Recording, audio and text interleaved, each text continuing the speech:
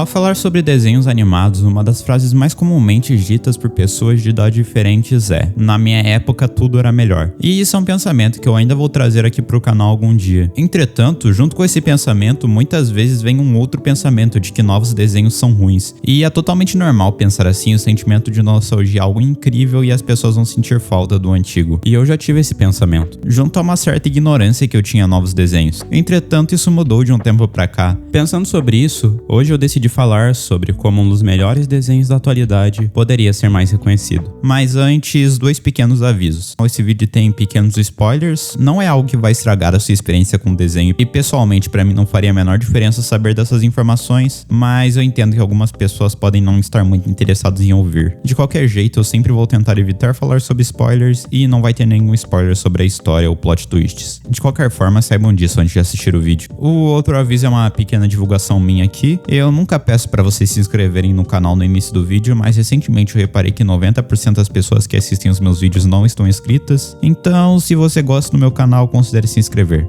E me segue no Twitter, eu posto uma coisa legal volta e meia lá. Também segue o Vito no Instagram, que fez essa thumbnail muito linda. No mais, vamos pro vídeo. Como eu me adiantei no início do vídeo, eu olhava meio estranho para desenhos novos. Como eu sempre imaginei que as animações eram algo exclusivo da TV, e com a queda que a televisão teve de uns anos pra cá, ainda mais com a Cartoon indo de mal a pior nos últimos anos, eu não tinha muita referência de desenhos que as pessoas falavam bem. Afinal, o Disney Channel pra mim era canal pra ver série, e a Nick tava indo de mal a pior junto à Cartoon. Até que houve um certo momento em que Loomer se formou no desenho. O hype que tava tendo pra esse casal era imenso. Então, depois de um tempo, eu finalmente decidi dar uma chance pro desenho. E uou, eu adorei muito. Sabe quando você tá vendo uma série e não consegue parar de ver ela? Foi isso que eu senti com The House. Eu ainda vi na época que saiu o episódio do King's Tide. Eu fiquei muito triste em saber que não tinha mais coisa depois daquele final de temporada. Mas bem, até agora eu falei o tanto que eu gostei da série, mas não expliquei exatamente o porquê ela é tão boa. Bem, eu acho que tá na hora da gente comentar sobre isso mesmo. A primeira coisa que eu tenho pra dizer é que The House é muito único. Talvez não no sentido do conceito, porque uma garota se perdendo em um mundo mágico já tinha sido feito antes, e ao meu ver até melhor que The House, mas no sentido da magia. Primeiro nos é mostrado todas essas coisas legais que a Ada podia fazer no episódio da Convenção, e isso foi muito épico na hora. Tipo, olha como era a luta entre a Ada e a Lilith, aquilo era incrível. Ainda veio aquele questionamento da Luz no fim do episódio, será que algum dia ela conseguiria dominar a magia tão bem? E meus amigos, essa jornada da Luz foi muito absurda. Pra quem não sabe, eu tenho um vídeo inteiro detalhando parte por parte do quanto essa jornada foi marcante. Mas em resumo, a Luz começa como uma garota humana totalmente perdida e não sabia nada sobre magia, para evoluir como personagem no fim do desenho e fazer algumas amizades nesse caminho. Aliás, falando sobre essas amizades, elas são resumidas a Willow e Gus no início do desenho, e eles acrescentam muito à obra. A Willow tem um desenvolvimento incrível, sendo apresentada como alguém que tinha problemas com a Emmett. No início sofria muito por estar na rota de abominações da escola, mas quando ela é totalmente compreendida pelo diretor e vai para a rota de plantas, a Willow começa a ter uma evolução incrível, sendo muitas vezes mostrada como uma pessoa forte do grupo. E inclusive aquele episódio que ela lidera o time dos Entranhas Esmeraldas é algo incrível. Eu adoro ver toda essa capacidade de liderança da Willow. Isso foi levemente mostrado no episódio do Rugby da primeira temporada, e isso foi totalmente aprofundado depois. Eu também acho legal que os escritores exploram como isso se tornou um problema no futuro, por ela ter que passar essa imagem de pessoa forte do grupo. Isso tava virando uma pressão pra ela. Por parte do Gus, ele é meio que o cara que esteve em segundo plano por boa parte da série, mas temos que destacar o episódio que ele é sobrecarregado nos seus pensamentos. Pra quem não sabe, Gus é 2 anos mais novo que o resto do grupo. Isso se dá ao fato de ele ser um prodígio, por isso ele tá na sala mais velha que ele. O problema é que, sendo a pessoa mais nova da sala, ele acabou se afastando muito das pessoas. Então, quando as pessoas tinham interesse pra falar com ele, era sempre gente interessada em nota, e não exatamente em alguma amizade, o que o magoava muito e machucava muito ele. Até que ele conheceu a Willow, que mudou esse sentimento, porque ela realmente quis ser sua amiga. Mas no momento em que o líder do Coven das Ilusões usou aquela parada nele, o Gus voltou a ter maus pensamentos. Mas ainda bem, porque naquela hora ele teve seus amigos ao seu lado. Dessa vez foi o Hunter que contou um pouco seus problemas e ajudou o Gus a lidar com esse trauma. Aliás, sobre o Hunter, ele é talvez o personagem mais complexo do desenho, e eu acho legal que muitas pessoas se identificam com ele. Ele era malvado e passou a vida inteira moldado para fazer alguma coisa, mas ele se nega muito a acreditar quando descobre que o Belus era malvado. Ele não queria acreditar naquilo. Acho legal como isso faz um paralelo a Ida no início do episódio, que diz que ninguém quer acreditar que passou a vida inteira lutando por algo errado. Felizmente, o Hunter descobre que estava errado e se alia à Luz no fim do episódio, ainda aprendendo algumas lições com o Gus posteriormente. Daí tem a Emmett, que, caramba, eu posso tentar, mas não tem como falar de Emmett sem falar da Luz. Pra quem não sabe, o que eu acho meio difícil, Luz e Emmett são um casal que tem um desenvolvimento muito bonitinho de assistir. Por outro lado, eu penso que é errado lembrar de um personagem mais pelo seu relacionamento do que seu desenvolvimento, mas quer saber, as duas coisas estão muito interligadas aqui. A Emmett no início da série era uma babaca completa, uma péssima pessoa, fazendo bullying com a Willow por nada, mas de repente a Luz apareceu na vida dela. Isso mudou tanto a visão da Emmett sobre as coisas. No desenho eles mostram que a Emmett gosta do lado bobo e positivo da Luz, e por isso ela gostou dela em primeiro lugar. Mas só pra não dizer que eu vou elogiar The House 100% nesse vídeo, eu sinto que isso poderia ser mais aprofundado. Pra 99,9% dos chips, isso já seria o bastante, mas eu acho que o Lumet merecia algo maior. Por outro lado, eu também entendo que eles não podem focar 100% em chips, porque senão você vira um Star vs Source do mal da vida. A diferença é que em Star vs Source do mal eles erram até na construção dos chips, mas eu amaria tanto se eles mostrassem um pouquinho mais da Emmett em dúvida se gostava da Luz ou não. De qualquer forma, eu amei essa transição da Emmett e ela começa a se aproximar do grupo da Luz, inclusive se resolvendo com a Willow e parando de bulinar ela, realmente crescendo como pessoa. É legal ver a Emmett no fim da primeira temporada e como ela é uma pessoa totalmente diferente do início. Eu gosto de lembrar que ela queria ser uma pessoa do clã do Imperador, mas quando viu que aquilo era algo ruim, ela mudou seu pensamento. É mais bonitinho ainda quando você percebe que todas essas mudanças vieram principalmente da Luz. Aliás, só pra destacar uma última coisa, a energia que a Emmett tem com a Willow também é bem legal. Eu não sou um especialista pra falar de história em desenhos, mas eu posso garantir uma coisa, e isso é que a história funciona aqui. Basicamente, esse cara é malvado e ele quer fazer uma coisa gigantesca com a ilha, que eu não vou entrar muito em detalhes, mas pra fazer isso ele tem que se livrar da Ida, que é a bruxa mais poderosa das ilhas e poderia de alguma forma dar dor de cabeça pra esse projeto. Para isso, ele manda algumas pessoas para prender a Ida, incluindo a sua irmã, Lilith. Paralelo a isso, a Luz tá tentando aprender a fazer magia e ela faz amizade com a Willow, Gus e até com a Emmett. Mas a ajuda deles não era suficiente para isso. Ela precisava descobrir um caminho totalmente diferente para aprender magia, e acredite, ela consegue achar esse caminho, fazendo algumas magias com Glyph e eventualmente virando alguém muito forte, conseguindo ajudar a Ida a enfrentar o Belos. A história dá uma leve focada no King na segunda temporada também, e acreditem, o Rei dos Demônios aqui é um personagem incrível. Bem, eu acho que é isso que eu tenho pra falar da história, ela é muito boa e talvez futuramente eu faça um vídeo analisando ela por completo. Muitas vezes eu tenho saudade de vilões como Belos, ele é só o mais puro mal em pessoa, ao mesmo tempo tendo uma inteligência absurda, todo o plano dele é perfeito. Por mais que eu tenha um ódio profundo por esse ser, é divertido pensar na jornada dele pelas Ilhas Escaldantes. Aliás, falando sobre as Ilhas Escaldantes por um instante, eu adoro esse lugar. Apesar de eu achar que a Anfíbia conseguiu fazer um mundo mais vivo, The House não deve nada a Anfíbia. Os inúmeros lugares marcantes como a biblioteca, a mansão dos Blights, o castelo do Imperador, a escola, aquele parquinho na cidade, o mercado noturno, o campo do rugby, a casa coruja, e esses são só os lugares que eu me lembrei de cabeça. A outra coisa que, ao meu ver, faz um show vivo são os personagens secundários. E meus amigos, o show brilha tanto aqui. Aquele Minotauro num dos primeiros episódios, Tenela Nousa, o porco dos negócios, Bosch, Scar, a Vine, o diretor Bump e, claro, o aluno da Rek'Sai mais amado por todos os fãs de The House, Martolomola. Até os líderes de Coven, por mais diferentes que sejam um dos outros, são únicos pra caramba. Obviamente o Rain recebe destaque aqui e não é por menos, esse cara é incrível. É sério, tem que dar um destaque absurdo pros personagens, eles dão uma imersão enorme ao mundo.